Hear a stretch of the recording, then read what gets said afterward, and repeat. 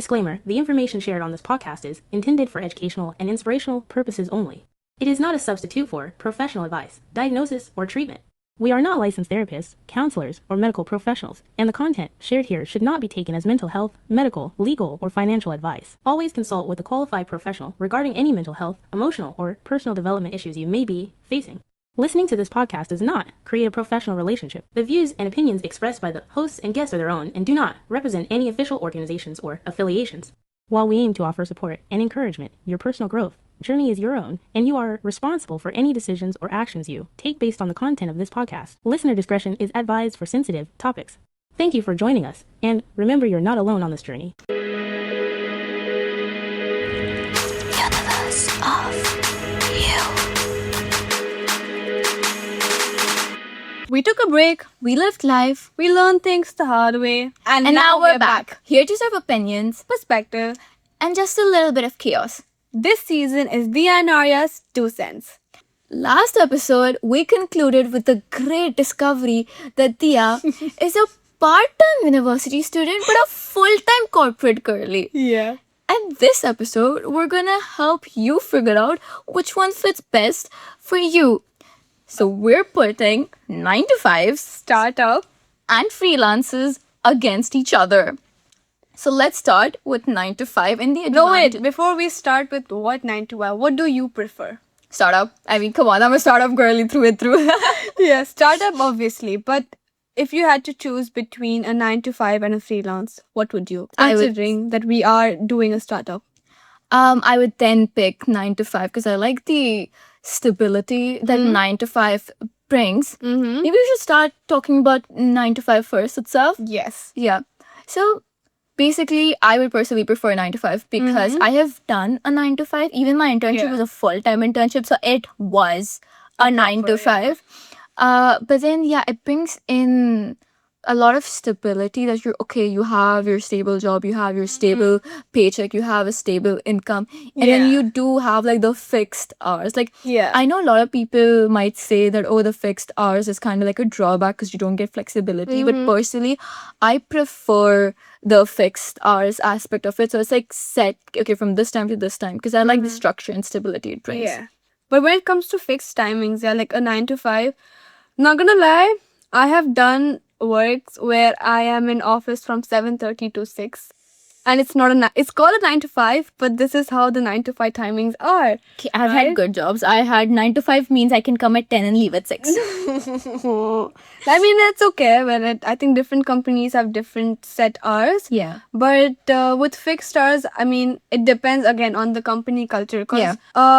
There are a few people or a few managers or a few company policies where they expect you to be available post or pre-work hours or on your annual leaves. Oof. I personally hate that because Yeah. when I was sick, okay, I took a sick leave. I wouldn't appreciate anyone coming to me for any sort of a thing. Yeah. Unless it's an emergency, I get Yeah. you. But just asking me for the basic stuff which you can ask the other person on my behalf, or you can do it yourself on my behalf, and you disturb me for that, Yeah. it gets annoying. Yeah, I get it. Yeah, so choosing a good corporate where people have their own boundaries in terms absolutely. of fixed hours is a thing you need to prioritize, because once you let it go, once you let people disturb you post work hours or annual leave, they will keep doing it thinking you're okay with it. Yeah. Honestly, over here, I must say that I've been very blessed to not have experienced that. I have been working at brilliantly amazing companies who respect my workspace, who respect my leaves, who respect my time, and stick to the 9 to 5, which is a 9 to 5 itself. And on top of that, I never had like an annoying, irritating boss. My boss was very nice, an amazing person. Genuinely enjoyed working so much with him, so in that company as a whole. But then I would also say that I was privileged because I got it through the connections that I already had, as in from my parents, which I understand is not a privilege everybody else has, but it's a great benefit when it comes to Nepo startups. kids. Shh, okay, shush. I will get to that when we talk about startups. But for others, the job hunting period of actually getting the job is one of the most taxing things, the rejections that you have to deal with, and the constant applications. I do understand that is the most difficult part of a 9 to 5, in my opinion. Yeah, and we previously have also spoken about how to master your CV, rejections, job market, finance in the previous seasons as well. Yeah. So if you want to hear that, check out the older episodes. And I think in terms of annoying bosses, I've lost track of how many internships I've done and how many kinds of bosses I've come across in life. But we should make an episode covering Diya's annoying bosses. no. Diya's bosses types or something. Yeah, I don't know. Yeah, that should be its own episode. But I with whatever, despite being the conditions, like honestly, I have worked in a 9 to 5 in a startup company as well as an NMC company. I've worked remotely, in person, hybrid. So yeah, it's a good mix where I can speak from all perspectives, basically. And considering to the times and the boundaries, I think you get it once you enter the market. Because when I was new, I was like, okay, if I don't tell them yes right now, I may lose my job. You know, I did not respect my own boundaries. So how do I expect someone else to do it? But as and when I grew up and like I started seeing how observation skills, again, they help you the most. I saw how other people are working, how my parents are working, how my friends are working. When I put my boundaries and I saw people are respecting it, I understood the value, the worth that it holds. Yeah. So with the fixed stability and the income you get, you also need fixed boundaries. Yeah, you need to know your own boundaries first before you actually step into that, or else it's going to be very, very difficult for you. So moving to freelance, I believe that is where, the whole boundary is not a question, because again, it's your free space, your free time. You can do it from anywhere. You have like unexplainable amount of freedom, right? But then again, with that also comes the uncertainty of whether you're gonna get a job for the next month or whatever. Because again, it's like, contract project based. Yeah, exactly. So the income becomes very unstable. Yeah, and like that would spike my anxiety so much. But with freelance, it's one thing that if you have a strong portfolio, and in freelance, I would say is mostly good for like tech, like developers for that matter. Or graphic designers also. In the creative fields like design and everything, it's good for those people because this is project based and every company has different projects that they would hand over to a freelancer. Yeah. And you have sufficient time to like juggle between two if you can juggle. Yeah. Or if not, you take them one after the other is also something you can do. Yeah. But that is when you have a strong portfolio and a strong set of connections, knowing that you will get the project. Anything new happens in the company, you are gonna get it. Yeah. But as you said, it's very uncertain. Until unless you don't have a strong portfolio, I don't think I would recommend anyone to step into a freelancer market without having like a good amount of savings. So that you can survive without getting anything out of it. Yeah, absolutely. Like for that, I would suggest that if you're already working a 9 to 5, start building your freelance portfolio from then on. And once you have like a solid one, then you can fully transition into a freelance. Or else I genuinely think it would be a stupid move to directly start as a freelance. I would always recommend to have a plan B or like a backup plan. Absolutely. In any industry or any field you are in life. Yeah, because even in like my current workplace where I'm working, there are a few people who are working full time, but they also freelance during the weekends. Absolutely. But they also have their strict, restricted timings, I would say. Again, considering you're working 9 to 5 throughout the week, the weekend, obviously, you need some time to unwind as well. Exactly. So you give like a set number of hours out of your 24 hours to the client and you tell them, you have a good deal with them that, hey, I'll work from point A to point B. And they respect that too. So, that is a good balance, I think. Yeah. And this person who I'm speaking or like I'm referring to, this person has a good set of connections. So I do remember this person mentioning that even if he loses the job he has right now, that person's not going to struggle. Yeah, that's a good thing. With income because he has a strong base of clients that Yeah. will be there regardless. I would suggest, honestly, this is my plan also personally, to use my 9 to 5, or I'm not going to do a 9 to 5. Even if I do, I would do part time. Yeah. Okay, I need my mental peace, please. I'm a psych major after all. Okay? A part time job, use that part time job and use the university to build connections, Yeah. which will then help me if I go for freelance or for my startup. That is the goal. You use these resources to build connections that would help you in other situations. But honestly, you know what I would always recommend to freshers or people who are stepping new into, like, out of high school or stepping into university is, when you get an internship opportunity for a 9 to 5, take it, but not something that's super hectic. Yeah. But something that gives you experience and something that's in your field, not something super irrelevant that will not help you in life. And build your CV, like have a strong CV, but don't do something you don't like. Do something in your field. That's what I think I did too. I enjoyed what I was doing, and the minute I wasn't or I felt drained, I took a break. Exactly. A good break for like 5 to 6 months, and then I got back into the market. Yeah. And it's like, don't make it too prolonged. Mm. Don't make it too prolonged, because like this time that you have for your university is like the only once in a lifetime situation. Yeah. And you are going to get to actually enjoy when you're in that phase. Yeah. So don't overwork yourself Yeah. then. Do it for 3 months, do it for even 3 months, and then give yourself time to enjoy university as well. Or something during the summer breaks. Yeah, absolutely. See, that's what you could do.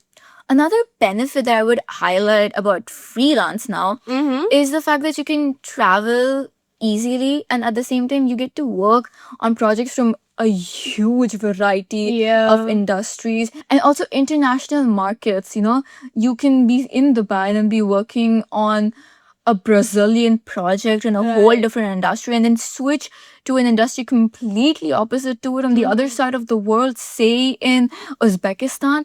As a freelancer, you get so much cultural knowledge, and I genuinely believe cultural capital is one of the greatest asset any human can ever have, which is not even taught to you in universities. True. It only comes from experience. Absolutely. And meeting the people. Meeting people is so important. Yeah. Even in the current workplace, we have freelancers from different countries like Philippines and even some from Pakistan, where they are working like remotely to us. And it's a really nice experience as well for them and as well as for us. We do a project-based contract and they know exactly what we want. So honestly, on that note, even, you know, when we are as startups, we have people from so many different communities and countries as guest speakers for us. And I genuinely believe as startups, you also get to build that cultural capital, which I don't think you would necessarily build from a 9 to 5, or you can from freelance, and you absolutely will. But I don't think a 9 to 5 gives you, if you're not in an MNC, it does not give you the opportunities to build the cultural capital at that extent. So yeah, I genuinely love startups more because of that, for the ability of building a good cultural capital. But what I think is, before like anyone builds a startup, they need to first understand that how a business is supposed to run. Like, what are the errands that you have to do every single day, your roles and responsibilities, or you know, like your action plan, your mission, your vision. Like, what do you want out of this? You have to be very clear and very precise about it. Like, your business plan has to be to the point, crisp, and you need to get things right on a perfect timeline. Exactly. And like, you need to solve a problem. You can't just pick a startup like, oh, I want to be my own boss, I want to have the freedom and the flexibility. If that's your goal, stick to freelance, because a startup is a lot more tedious. You have to manage everything a lot more than that you would have to when it comes to freelance, because in freelance you're just doing the task given to you. In a startup, you're finding the problem, you're finding the solution yourself, and you're finding a way to make that solution viable. You're putting the solution out there for those people. Like, job hunting is a struggle. Finding projects in the beginning for freelancing is also a struggle. But then the whole back end work of a startup is a lot more than what job hunting or project hunting is. Because if you are a startup with like say one person, it's a lot for one person Yeah, to do. absolutely. And if you are financially backed up or you're okay to put money out of your pocket, then you can obviously have a team and ask them to do it. But if it's a one person thing and you think that, oh, everything is very easy, just to tell you, entrepreneurs or startups, we work 24 by 7. For real. We are working day, night, evening, afternoon. I don't know, when we are on vacation, when we are anywhere in the world. You need to be on track. Yeah, and it's not just that. It's like things will not go exactly how you want. Like the amount of drawbacks and setbacks you will get. Like, yes, in life, there will always be setbacks. Yeah. Okay. But when it comes to a startup, that is multiplied by 10, especially in the initial phase. The amount of rejections you get, the amount of no's, the amount of unanswered emails, it is genuinely heartbreaking, and it is not for the faint of heart, and that creates so much anxiety and self-doubt within you. Like, genuinely, people say, oh, humble beginnings. Oh, we have been humbled a lot. No, but I think with anxiety and self-doubt and self-worth is something that will be there even if you do a 9 to 5, even if you do a freelance. Because if, like, for example, Agree to disagree over here. because let's say in a 9 to 5, when you are fired, for example, okay, or you're laid off by the company for XYZ reasons, that reason can be right to the company, but you may think, no, they're just, not taking the right step. Or they didn't give you the chance to prove yourself. It can bring in some sort of a self-doubt that, am I not worthy enough, or what I did for so long in this company, was that all wrong? Am I not worth anything in life? And especially if you are going through a phase where you're thinking constantly about, like, you're self-doubting, and that's the reason that impacted your work as well. That is the reason the company took that decision. It's gonna make things worse. No, I fully get it. And coming to even freelance for that matter, if you don't get something, if you don't get a project for say 6 months straight, you question yourself. Am I not worthy enough of what I'm doing? Am I not doing things right? Are other people doing things better than I am doing? Am I overpricing myself? Honestly, I fully agree with you, and that's absolutely true. But then that's something that we internally have to battle with, and it's obviously going to be there in every phase, every field of life. But then again, with startups, what happens is, like, even if you're solely one person, or if you have even a team of a very small team of handful of people, you feel responsible for those people, and that builds more anxiety, then because their livelihood also now depends on you. So if you make a mistake, now those people are affected, and that is a whole different kind of stress, especially when it comes to paychecks. Like, if you are putting them on paychecks, and for example, if the company doesn't make enough or doesn't break even, if things go out of your pocket, that creates a whole new anxiety. That you're making no money, but it's just going out of it. pocket. And finding funding is not as easy as people think. Like, the amount of time you have to pitch to people and revise your pitch and practice your pitches.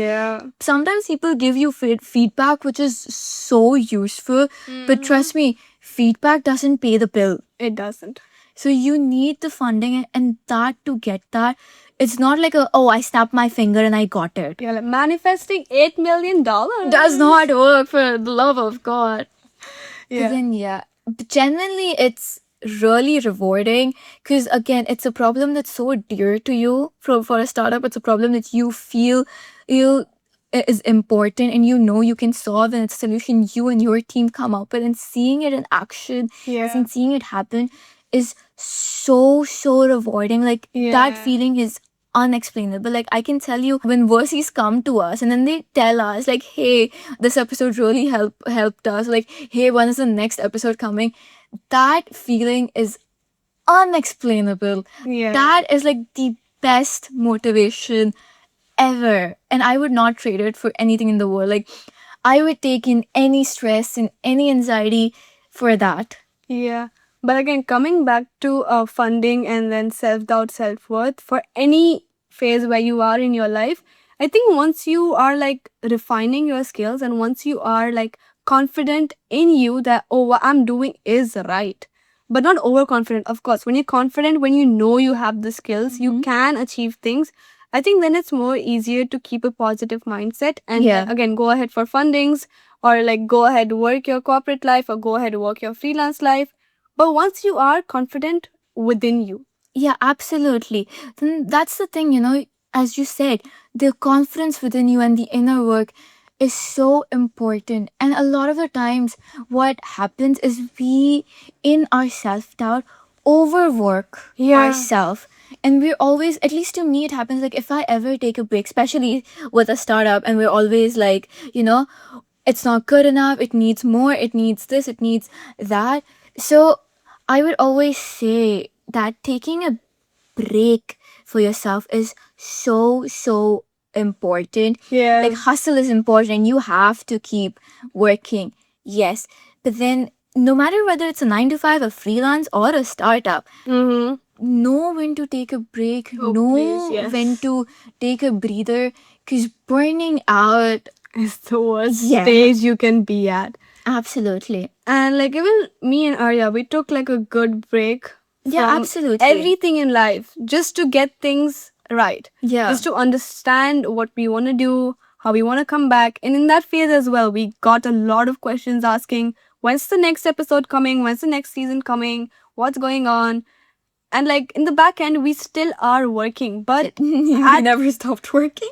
at a very like slow or like how to say low key, relaxed pace? yeah, a low key space where we kept things to mostly us, and we didn't want to put it out until and unless we are completely done with a certain Yeah. thing.